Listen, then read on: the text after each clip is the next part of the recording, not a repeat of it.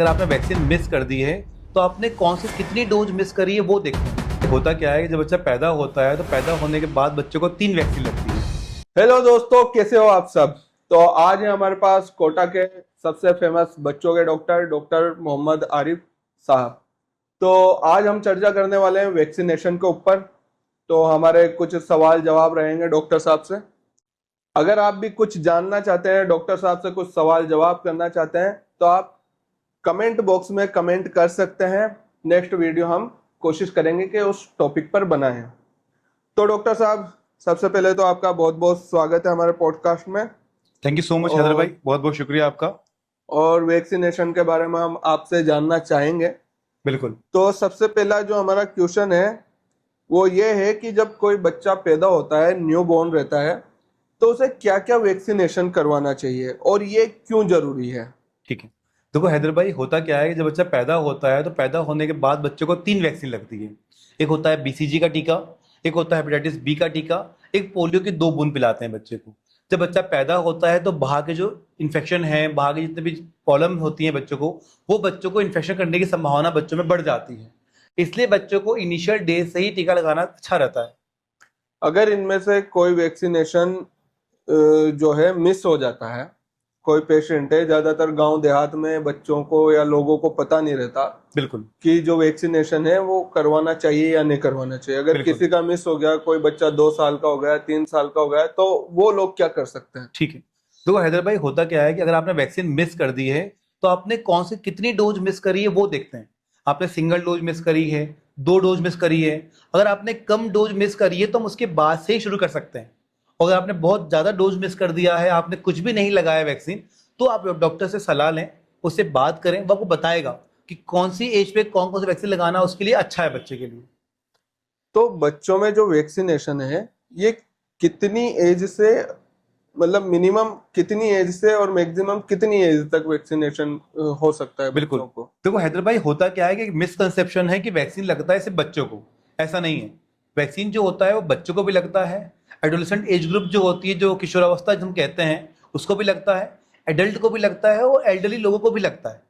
बहुत सारे लोगों का मानना होता है कि हमें वैक्सीन लगा और हमें दर्द हुआ है तभी वैक्सीन काम करेगी। बिल्कुल बिल्कुल ठीक हैदर है। भाई। और जिस वैक्सीन से दर्द नहीं हुआ वो वैक्सीन हमें काम नहीं करेगी। तो बिल्कुल कोई फर्क है पेनफुल जो वैक्सीन होती है उसमें और जो पेनलेस वैक्सीन होती है, उन दोनों में बिल्कुल। कोई फर्क है। तो वो हैदर भाई, जो एक मिथ है बेसिकली पेनफुल के बीच में और पेनलेस के बीच में, आज अपन वो क्लियर करते हैं। ये जो पेनलेस वैक्सीन जो होती है वो 6 हफ्ते में, 10 हफ्ते में और 14 हफ्ते में, 14 हफ्ते में ही लगती है। उसके बाद की वैक्सीन और पहले की वैक्सीन पेनलेस नहीं होती है। अब होता क्या है बेसिकली, जो ये जो 3 वैक्सीन जैसे मैंने बताया आपको, मैंने 6, 10, 14 का, उसमें कई तरह की वैक्सीन लगती है बच्चों को। उसमें एक वैक्सीन है आती है जिसका नाम है डीपीटी, डिप्थीरिया वाली। उसमें डिप्थीरिया का जो कंपोनेंट है वो बेसिकली अलग होता है, गवर्नमेंट में और प्राइवेट में अलग होता है। मैं डीप डिटेल में नहीं जाऊंगा, आपको ज्यादा कुछ नहीं बताऊंगा उसके बारे में, वो मेडिकल टर्म है करके। अब इतना समझे, गवर्नमेंट वाला अलग है, प्राइवेट वाला अलग है, बस यही फर्क है।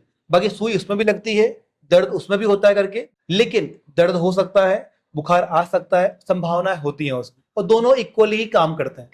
तो ऐसा कुछ नहीं है कि कोई वैक्सीन पेनफुल होती है या कोई पेनलेस होती है। बिल्कुल, बस ये नाम है, नाम है। बस ये नाम है। नाम है, कोई असर वही, दर्द असर वही। सेम है बिल्कुल, 19-20 का बस फर्क पड़ता है, उसके अलावा कोई फर्क ठीक नहीं है। पड़ता है। तो कौन सी वैक्सीन होती है गवर्नमेंट वाली जिससे बुखार वगैरह का रहता है, या फिर कौन सी प्राइवेट वाली होती है जिसमें बुखार वगैरह आ सकता है, नहीं आ सकता बिल्कुल। है, क्या रहता है। देखिए एक्चुअली क्या, बुखार मोस्टली सारे वैक्सीन से ही आता है। अगर बुखार नहीं भी आता है तो बच्चा चिड़चिड़ा रहता है बच्चा करके, या माइल्ड फीवर आता है बच्चों को, क्योंकि वैक्सीन के अंदर बेसिकली हम लोग बाहर से कुछ इन्फेक्शन बच्चों में ट्रांसफर कर रहे हैं, चाहे वो कम डोज में क्यों ना हो, लेकिन होता है। तो बच्चे को बुखार तो सब में आता है। अच्छा डॉक्टर साहब, बच्चे को या किसी भी व्यक्ति को वैक्सीन लगा दी गई, खास तौर हाँ, पे हम यहाँ पे बच्चों की बात कर रहे हैं। ठीक है। बड़ा व्यक्ति तो वैक्सीन के बाद अगर बुखार आता है तो वो बर्दाश्त कर लेता है। बिल्कुल वैक्सीन के बाद अगर बच्चों को बुखार आता है तो उसे कैसे मैनेज करें। बिल्कुल। देखिए वैक्सीन के बाद बुखार आना कॉमन है, बहुत सब बच्चों को ही आता है। अगर वैक्सीन लगवाया है बच्चों का आपने, तो अपने डॉक्टर को बोलें, डॉक्टर की सलाह से पैरासिटामोल की जो ड्रॉप आती है, जो सिरप आता है, वो आप लें और बच्चों को पिलाएं। उससे बच्चे का जो बुखार है वो कम हो जाएगा। इसमें कोई डरने वाली बात होती है, या जैसे बुखार बहुत ज्यादा हो सकता है, या नॉर्मली रहता है सब वैक्सीनेशन के बाद। देखिए जैसा मैंने पहले बताया आपको मैंने कि बुखार आना नॉर्मल है। अगर आप वैक्सीन लगाने का मतलब होता है कि बच्चे को आपने बाहर से इन्फेक्शन दिया है, वो माइल्ड डोज में दिया है लेकिन दिया है, जिससे उसकी बॉडी में लड़ने की क्षमता बन जाए। फीवर आना लाजमी है, किसी को कम आता है, किसी को ज्यादा आता है, किसी को, बस इतना है। तो इसमें डरने वाली कोई बात नहीं है, डॉक्टर से संपर्क कर सकते हैं। बिल्कुल डरने वाली बात नहीं है। जो गवर्नमेंट शेड्यूल का जो वैक्सीन होता है और जी। प्राइवेट शेड्यूल का जो वैक्सीन होता है, इन दोनों में कुछ फर्क रहता है डॉक्टर साहब?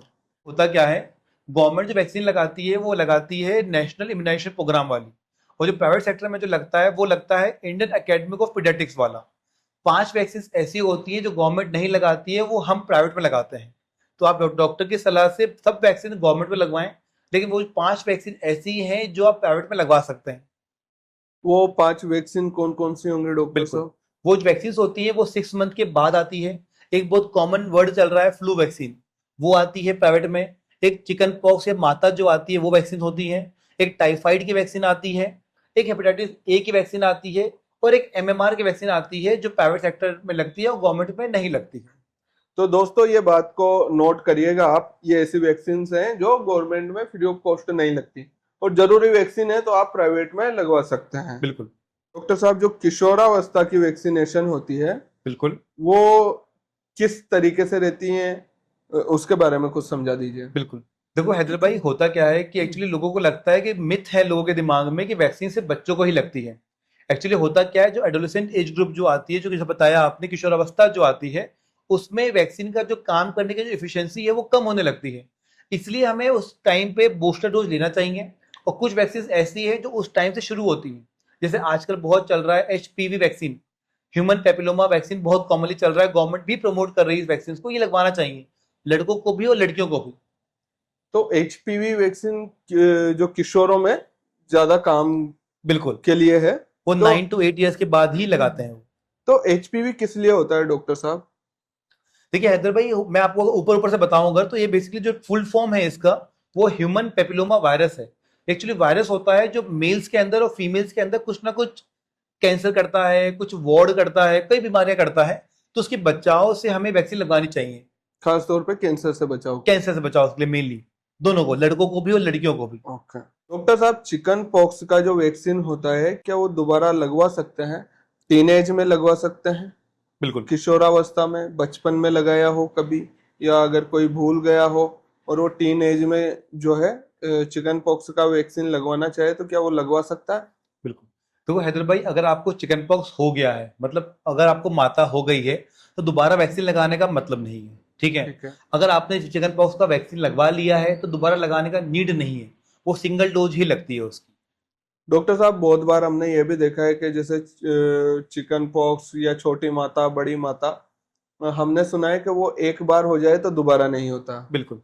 तो क्या एक बार अगर किसी को हो गया तो वैसे भी बाद में वैक्सीनेशन करवाने की जरूरत है या नहीं है उसको? तो वो नॉर्मली वैक्सीनेशन नहीं करवाना चाहिए, लेकिन किसी किसी केस में दोबारा हो सकता है, उसको रीएक्टिवेशन कहते हैं करके उसको, लेकिन संभावना थोड़ी कम है।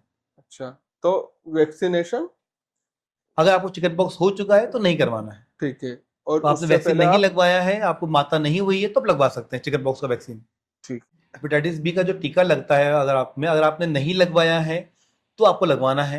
अगर आपने उसकी बूस्टर डोज, आप कोई मेडिकल फील्ड में काम करते हैं या आप नर्सिंग फील्ड में कहीं काम करते हैं, तो आपको लगवाना चाहिए। तो वैक्सीनेशन पर हम बात कर रहे हैं, तो बच्चों का हो गया, टीनेज का हो गया, बिल्कुल। बड़ों के बारे में भी हम बात कर लेते हैं बिल्कुल। वैक्सीनेशन को लेके। तो क्या बड़ों में भी वैक्सीनेशन होता है, बिल्कुल। और कौन सा वैक्सीनेशन उनको जरूरी होता है? बिल्कुल। तो वो हैदर भाई, होता क्या है कि हमने जो वैक्सीनेशन की स्टार्टिंग करी थी वो अपने बर्थ से करी थी, डे 1 से स्टार्ट करा था।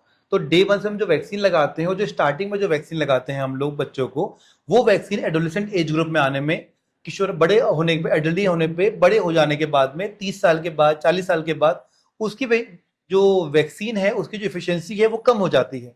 इसलिए उसका बूस्टर डोज हमें दोबारा लगवाते रहना चाहिए, ताकि हमें इस बीमारी से प्रोटेक्शन मिल सके। क्योंकि एल्डरली होने के बाद में उनकी जो इम्यूनिटी पावर है वो कम हो जाती है, वो इन्फेक्शन के लिए मोर प्रोन रहते हैं वो लोग, इसलिए। तो फिर भी कौन कौन सी वैक्सीन रहेगी खास तौर पे जो एल्डरली लोगों में हम लगा सकते हैं? आप उनको फ्लू वैक्सीन लगा सकते हैं, आप उनको वेरिसिला लगा सकते हैं, आप उनको HPV लगा सकते हैं उनको आप। अच्छा, तो कुल मिला के बात यह है कि ये वही वैक्सीन है जिनका हमें बूस्टर डोज लगाना है, क्योंकि जब ज्यादा एज हो जाती है तो इम्यूनिटी डाउन होती है इंसान की। बिल्कुल और उस वक्त में हमें इम्यूनिटी बूस्ट करने के लिए बूस्टर डोज चाहिए, क्योंकि इम्यूनिटी डाउन हो चुकी है, तो आपको थोड़ी हाई डोज में वैक्सीनेशन करवाना पड़ेगा। बिल्कुल। अच्छा डॉक्टर साहब, अब हमारा जो है आखिरी क्वेश्चन रहेगा आपसे हम्म। कि हर साल जो फ्लू वैक्सीन होता है, इन्फ्लुएंजा वैक्सीन, बिल्कुल वो लगवाना जरूरी है क्या? बिल्कुल। और क्या एक बार इन्फ्लुएंजा वैक्सीन लगवा लिया तो वो काफी है या नहीं है? देखो हैदर भाई, होता क्या है कि जो फ्लू वैक्सीन जो लगाते हैं हम लोग, वो 6 मंथ के बाद लगाते हैं। अगर आप 6 मंथ से 8 ईयर तक का बच्चा है आपका, तो 2 डोज लगती है। और 8 साल के बाद या 9 साल के बाद में सिंगल डोज लगती है। तो बेसिकली उसकी जो एफिशिएंसी होती है, वैक्सीन जो काम करती है, वो 1 ईयर तक ही काम करती है मैक्सिमम। हमारा मानना होता है कि 8 महीना 9 महीना काम करती है। इसलिए आपको एवरी ईयर आपकी वैक्सीनेशन की दोबारा बूस्टर डोज लगवानी चाहिए आपको, अच्छा ताकि वैक्सीन आपकी काम करे और बच्चों को बीमारी नहीं हो। अच्छा, तो इन्फ्लुएंजा वैक्सीन जो है वो केवल 1 साल तक काम करती है, बिल्कुल और आप हर साल इन्फ्लुएंजा वैक्सीन लगा सकते हैं ताकि आपके बच्चे सुरक्षित रहें। बिल्कुल। ठीक है, तो बहुत बहुत शुक्रिया डॉक्टर साहब आपका थैंक यू। कि आपने हमें इतना टाइम दिया। और जो भी दर्शक हैं, जो भी हमारी ऑडियंस है, उनके मन में कोई सवाल है बच्चों से रिलेटेड, वो कुछ भी पूछना चाहते हैं, तो वो कमेंट बॉक्स में कमेंट जरूर करें, हमें सब्सक्राइब करें, बेल आइकन को प्रेस जरूर करें। ठीक है, और डॉक्टर साहब का जो पता है वो विज्ञान नगर कोटा में सहारा पब्लिक स्कूल के जस्ट सामने है। टाइमिंग रहती है सुबह 9 बजे से 11 बजे तक और शाम को 7 बजे से 9 बजे तक। तो आइएगा जरूर। बहुत बहुत धन्यवाद।